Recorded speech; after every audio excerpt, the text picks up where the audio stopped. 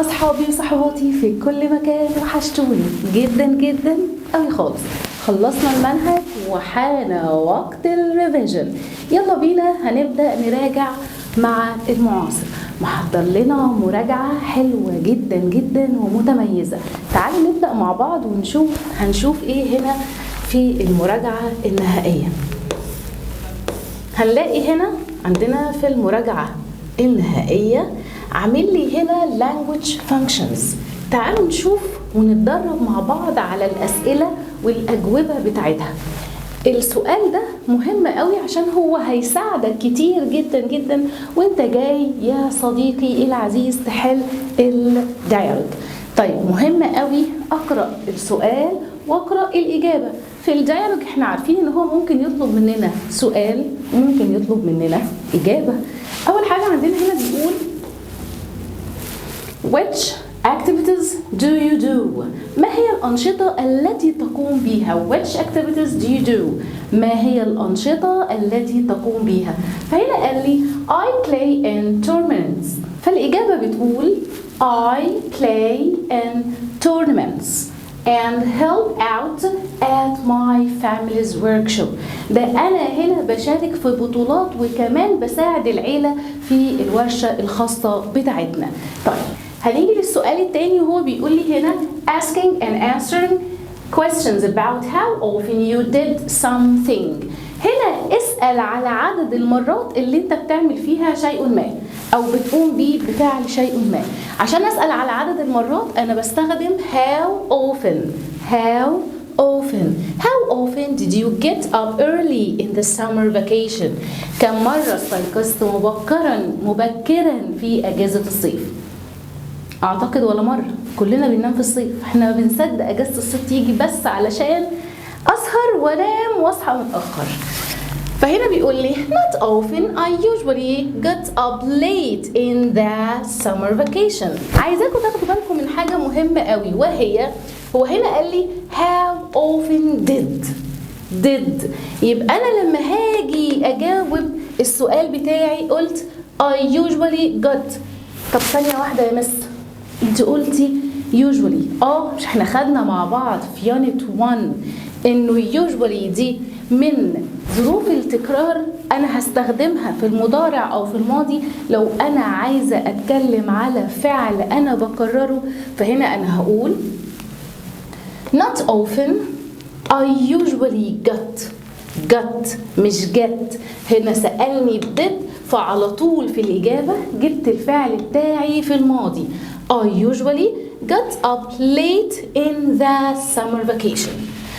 I usually عادة ما كنت أستيقظ متأخرا في العطلة الصيفية.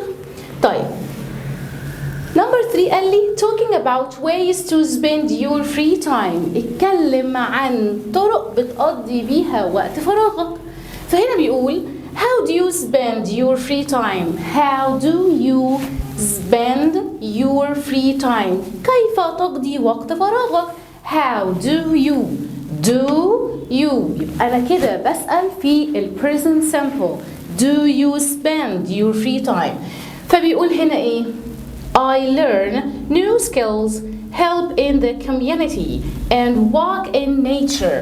ده أنا بتعلم مهارات جديدة وبساعد في المجتمع وبتمشى في الطبيعة. السؤال اللي بعده بيقول لي what is your favorite free time activity؟ what is your favorite free time activity؟ ما هو نشاطك المفضل لقضاء وقت الفراغ؟ بتحب تقضي وقت فراغك تعمل ايه؟ I love helping in the community. I love helping in the community. هقول لك حاجة مهمة. هنا قال لي love helping. ايه ده بقى؟ قال لي ما هو love من الكلمات اللي بيجي وراها الفيرب بلس ing.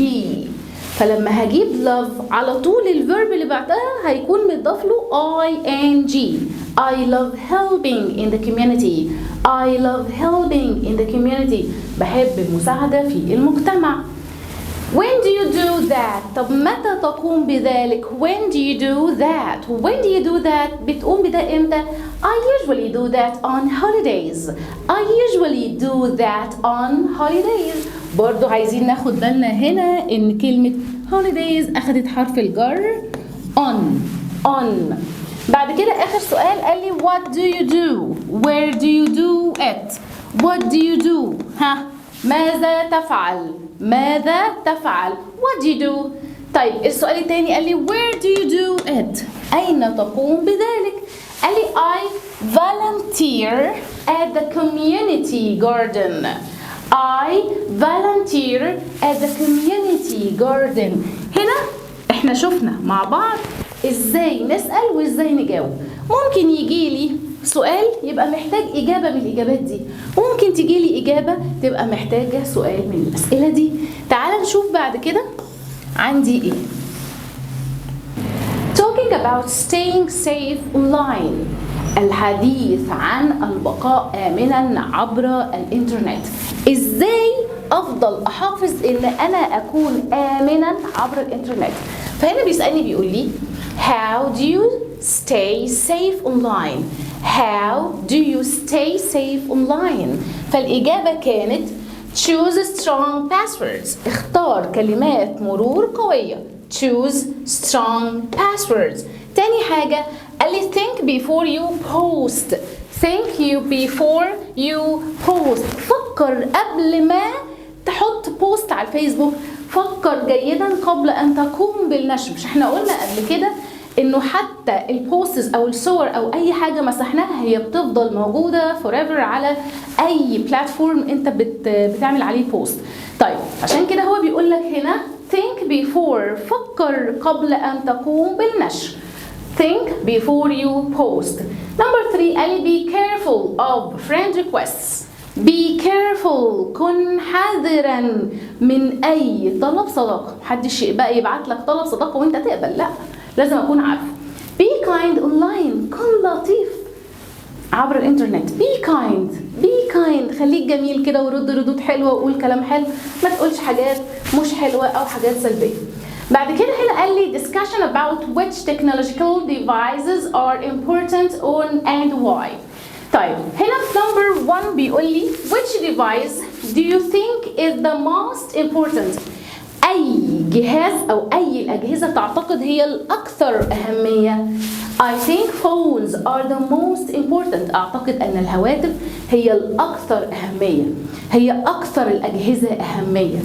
طيب نيجي للسؤال نمبر 2. هنا بيقول لي why do you think phones are the most important devices. طب أنت ليه بتعتقد أن الهواتف دي أكثر هواتف هي أكثر أهمية؟ الأسئلة دي مهمة. تخيل كده جالك ديالوج وبيسألك السؤال ده وانت مش عارف تجاوب. تعالى اقول لك هنجاوب نقول ايه. because we use them for so many things. because we use them.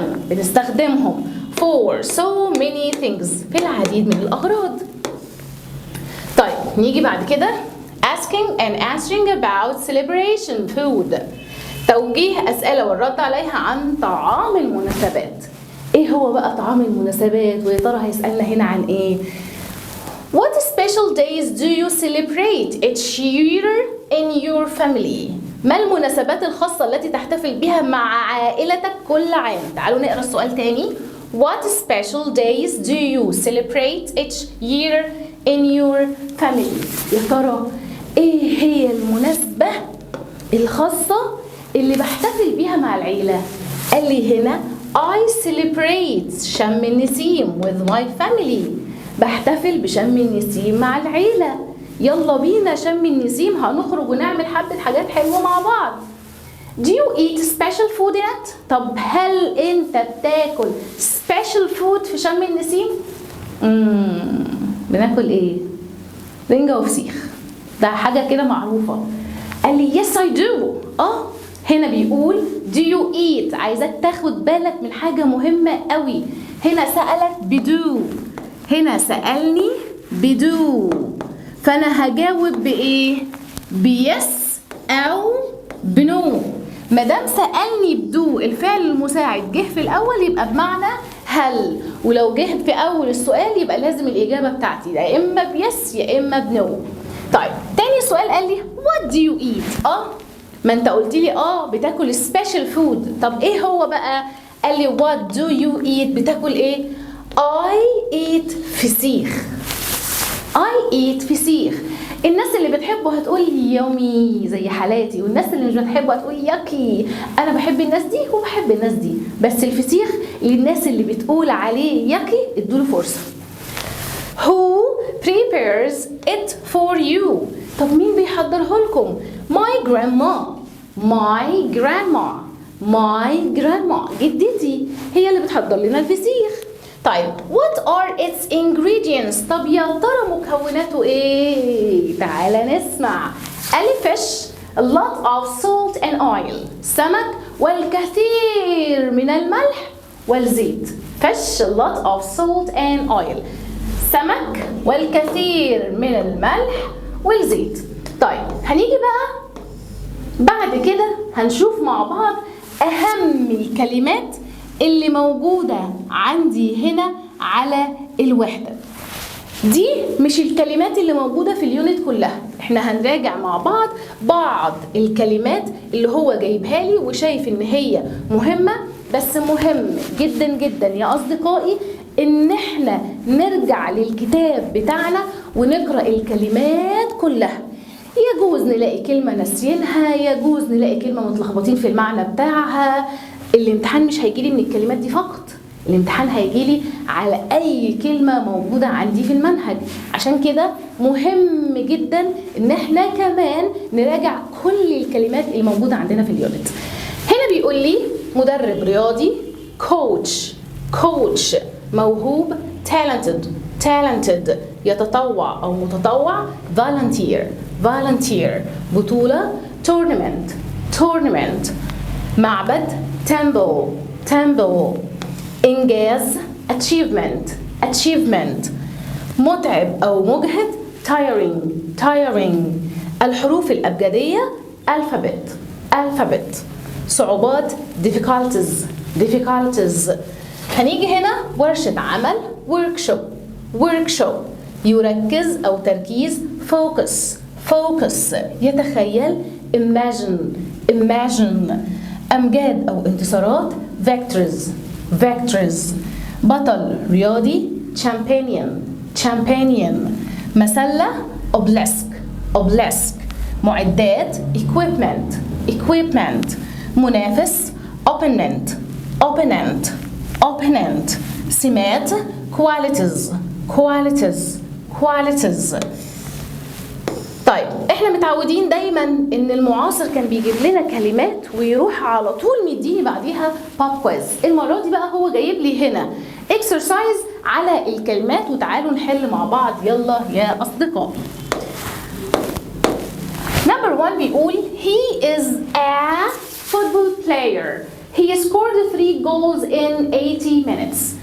أنا في الامتحان، ودي مراجعة للامتحان، لو جيت أحل لازم أقرأ السؤال بالنقط وانزل على الإجابة. talented, funny, safe, nervous. ينفع nervous؟ لا. ينفع safe؟ لا. ينفع funny؟ لا. ينفع talented؟ He is a talented football player. He scored 3 goals in 80 minutes. في 80 دقيقة. Number 2. The carpenter works in his. الكاربنتر بيشتغل فين؟ workshop. برافو. I don't get money when I don't get money. أنا I don't get money ما بحصلش على فلوس when I volunteer at the community garden. لما تطوع يعني من غير فلوس، أنا بقدم لك خدماتي وبقدم لك مساعداتي بس ما باخدش منك مقابل. طيب بعد كده نمبر 4 قال لي the A of the team asked me to train hard for the tournament. مين اللي هيقول لي اتدرب كويس عشان البطولة؟ coach. Number 5 the A is a tall stone monument with a top that is usually the shape of pyramids. هنا تاني the A is tall stone monument with a top that is usually in the shape of a pyramid. والتوب بتاعها دايما واخد شكل البيراميد الهرم. هتبقى ايه؟ obelisk. برافو علينا.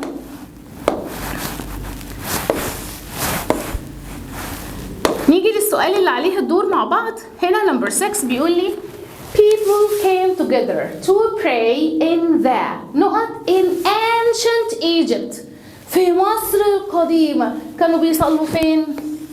في التمبل. The noise made it hard for him to on his work. في دوشة وفي ضوضاء ده خلت انه صعب ايه؟ focus. يركز. focus on his work. يركز في عمله. Number 8. What do you have that help you succeed? What ايه هي التسهيلات؟ ايه هي الحاجات اللي ساعدتك ان انت تنجح؟ What qualities do you have that help you succeed؟ اللي انت حصلت عليها help you succeed وساعدتك ان انت تنجح. هنا بقى هنبدأ مع بعض مراجعة يونت 2. تعالوا نشوف مع بعض أهم الكلمات اللي المعاصر اختارها لنا عشان نراجعها. عندي أول كلمة تحدي challenge. في الطابق السفلي downstairs. العروس bride. التصوير photography. يحضر أو يجلب fetch. دراجة بخارية motorbike. يدفع لا مش يدفع، لا يدفع فلوس. يدفع pay عقد أو اتفاق contract. ينشر منشور post. يحضن أو يحتضن hug. أجمل التهاني مبروك للعروسين congratulations. حفل زفاف wedding. يدردش chat. ضيف أو زائر guest. فخور proud. صديق للبيئة environmentally friendly. طيب هنيجي بقى هنا نشوف أهم الأسئلة اللي هنراجعها مع بعض وهنحلها تطبيقا على الكلمات المهمة اللي احنا قرأناها. عندي نمبر 1 بيقول I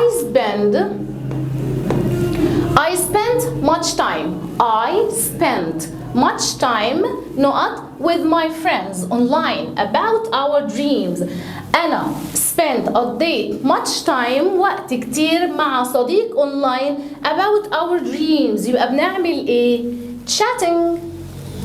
عمالين بنتشات بنتكلم عن our dreams أحلامنا في المستقبل. يا ترى لما أكبر شوية هطلع إيه أو هعمل إيه أو إيه اللي هيحصل. Number 2. The A usually wears a white dress at her wedding. مين اللي بيلبس white dress at her wedding? The bride. يبقى هنختار bride. Number 3. The bride and the groom sign the marriage. البرايد والجروم sign the marriage ايه؟ برافو علينا. Contract. You must wear a helmet when you ride your. ألبس الهلمت بتاعتي وأنا بسوق إيه؟ When you ride your motorbike. برافو علينا. motorbike. هنشوف باقي الأسئلة مع بعض يلا. Number 5. He a photo of his friends on Facebook. عمل إيه في الصورة؟ يبقى هنا هنقول posted نشر صورة photo of his friends on Facebook. Number 6. A is something that is difficult and tests your ability to do something. إيه الحاجة difficult and tests صعبة وبتختبر your ability to do something قدرتك على إنك تعمل شيء. challenge. Number 7. Moms not their children when they cry and feel afraid. ماما بتعمل معاك ايه لما بتلاقيك بتعيط؟ طبعا انتوا ما بقيتوش صغننين بس اكيد كلنا بنحتاج حضن ماما. احنا حتى الكبار بنحتاج حضن ماما. فلما تبقى خايف ومش عايز عايز تطمن، لما تبقى خايف وعايز تطمن وماما بتعمل ايه؟ تاخدك في حضنها، فهتبقى hug. Moms hug their children when they cry and feel afraid. آخر سؤال معانا بيقول the factory is environmentally ايه؟ احنا لسه قايلينها friendly because it doesn't damage the environment، علشان هو مش بيدمر البيئة. طيب كده احنا شفنا مع بعض أهم الكلمات في يونت 1 و 2 وحلينا كمان عليهم exercise. دلوقتي يا أصحابي حان إن احنا نشوف مع بعض أهم كلمات يونت 3. تعالوا نشوف مع بعض أهم الكلمات المعاصر اختارها. تعالوا يلا. ملعب رياضي sports field. sports field. إسعافات أولية first aid. first aid. مفتاح لغز clue. clue. يرتب organize. organize. منتدى form. form. سجل أداء يومي logbook. logbook. إسورة أو سوار bracelet. bracelet. bracelet. كنز treasure. treasure. treasure. عندي هنا مهارة skill. skill. دورة تدريبية course. course. مجتمع community. community. عندي الطبيعة nature. nature. مدير principal. principal. سوق تجاري بازار. بازار. خبير expert. expert. مجهد أو مضغوط stressed. stressed. stressed.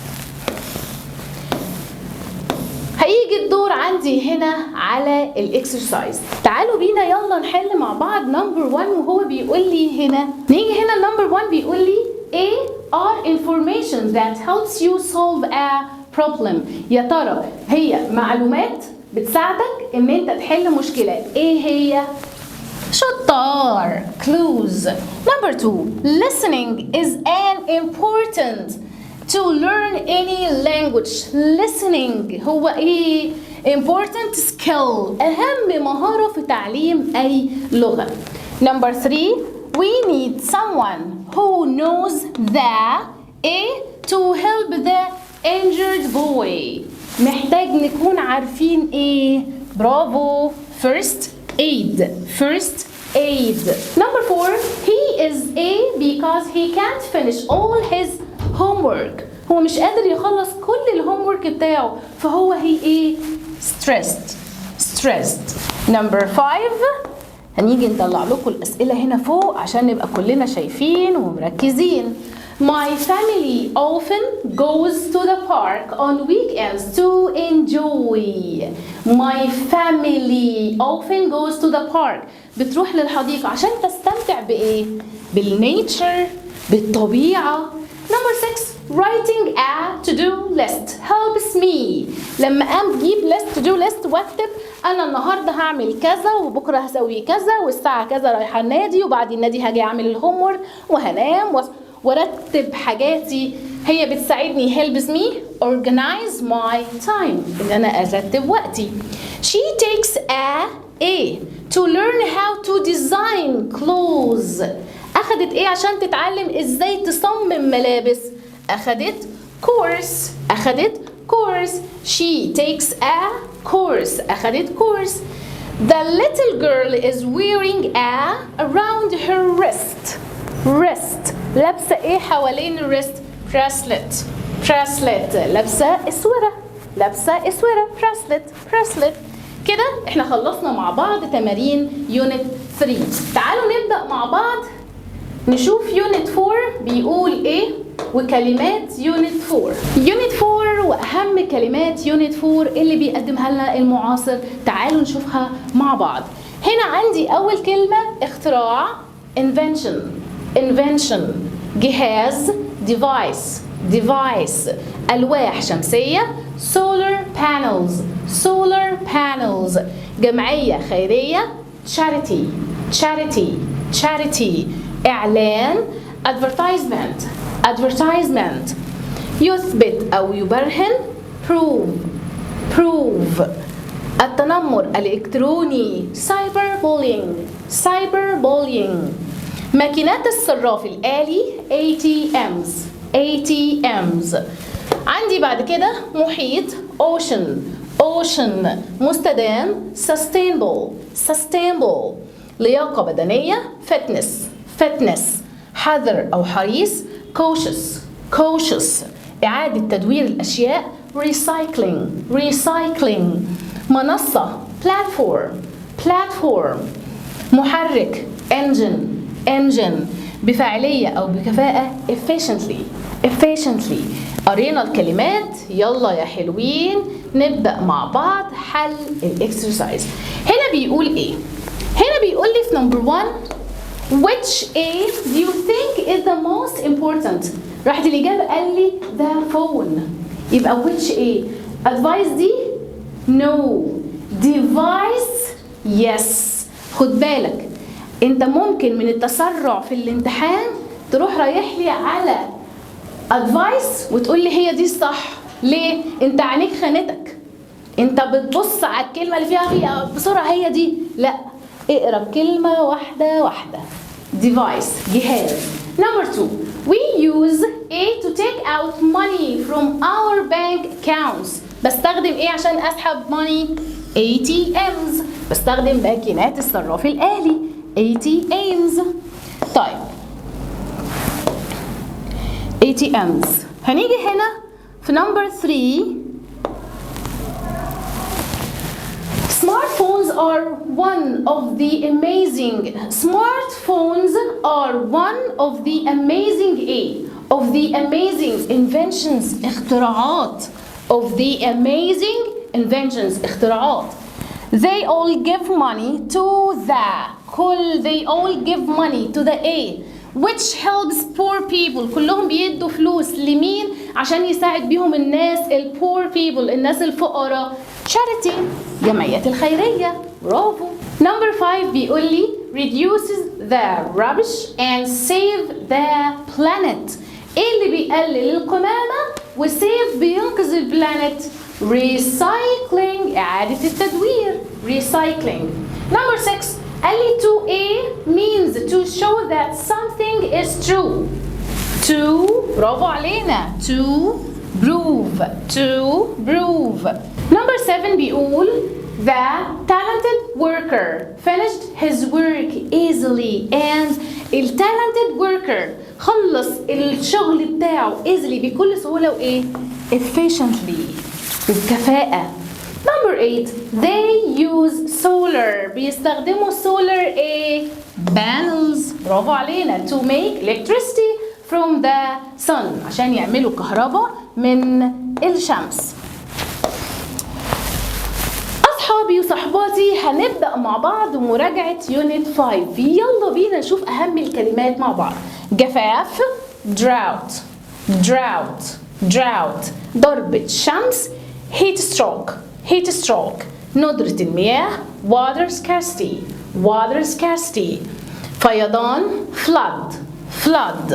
تكييف الهواء air conditioning. وعاء غذاء الطيور bird feeder. مرض illness.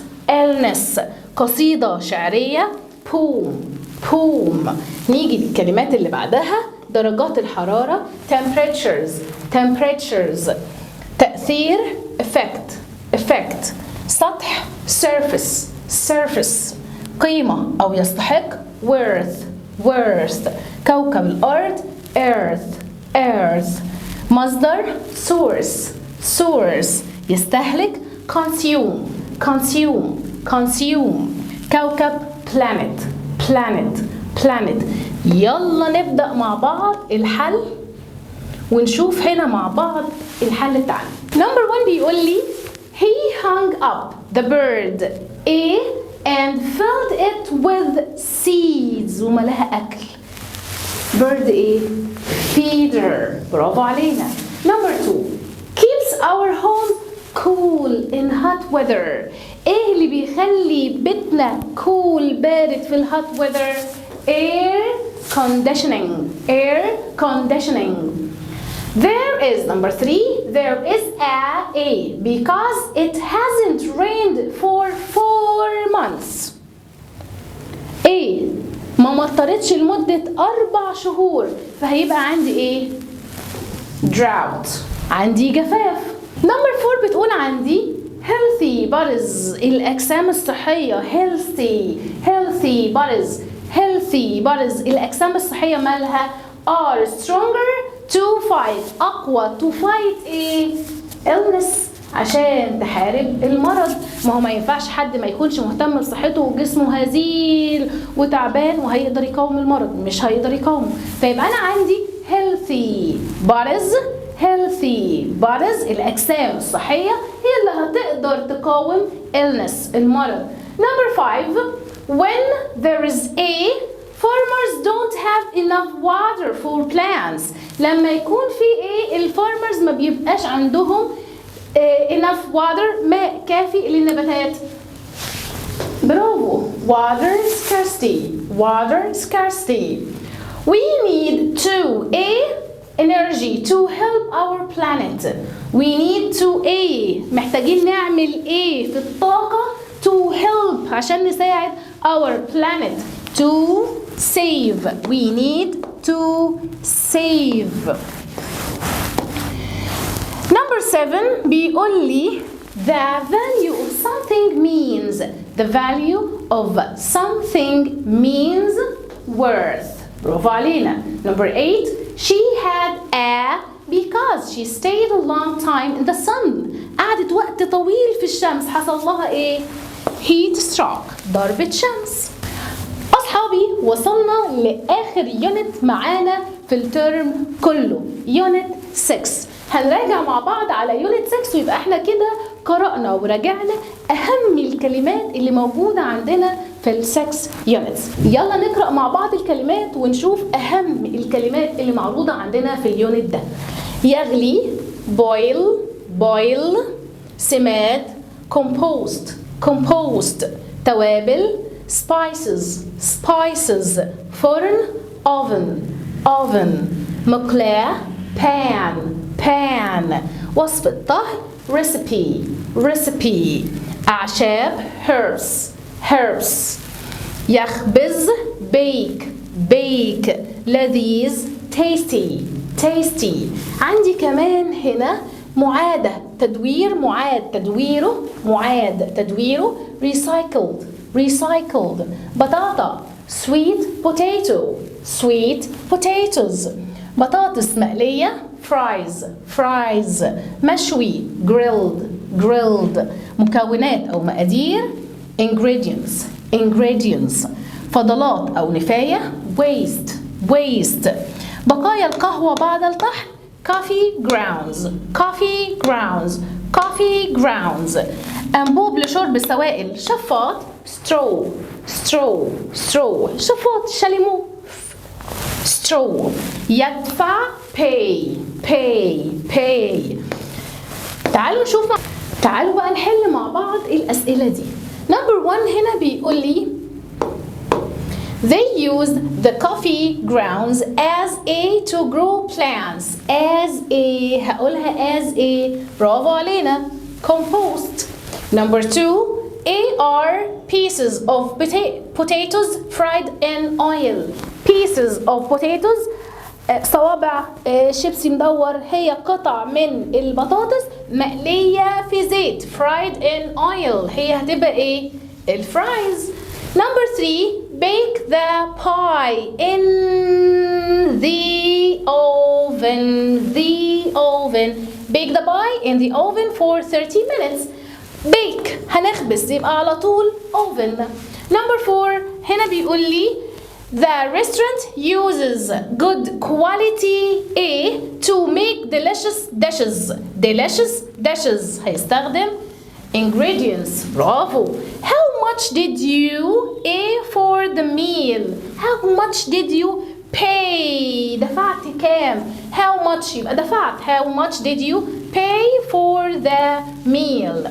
number 6 هنا بيقول لي means used حاجة means used again in a different way تبقى معاد تدويرها. recycled معاد تدويرها، ومعناها ان انا used again in a different way، استخدمتها تاني في شكل مختلف. number 7 بيقول لي هنا Egyptians ate beans in water to make فول مدمس. الإيجيبشنز المصريين بيعملوا ايه في الفول عشان يعملوا فول مدمس؟ boil. I like kebab because it is، أنا بحب الكباب because it is a creamy، لا crispy، لا sweet، لا tasty. الكباب tasty. I like kebab because it is tasty. أصحابي وصحباتي، احنا هنا وصلنا لنهاية حلقة النهاردة. راجعنا مع بعض كلمات يونت 1 و2 و3 و4 و5 و6، قرأنا أهم الكلمات، حلينا مع بعض شوية exercises. الكلمات دي مش هي دي الكلمات فقط اللي هنذاكرها، مهم ان احنا نبص بصة في الكتاب بتاعنا ونقرأ باقي الكلمات، ونقرأ مهم قوي قوي الأفعال، ونراجع التصريفات بتاعتنا. مهم جدا جدا نقرأ الجداول بتاعت المرادف والمضاد والمعنى، كل الحاجات دي مهمة ما تفوتهاش. احنا عايزين الدرجة النهائية. مهم قوي انه اسمع الريفيجن دي واروح كمان اقرأ باقي الكلمات، يحسن تكون كلمة واقعة كده او كلمة واقعة كده. هنحل باقي الريفيجن بتاع المعاصر في حلقات تانية، استنونا، هتوحشوني جدا جدا قوي خالص، ويا رب تكونوا استفدتوا. وانجليزي مع تيتشر انشراح، وبس كده خلاص.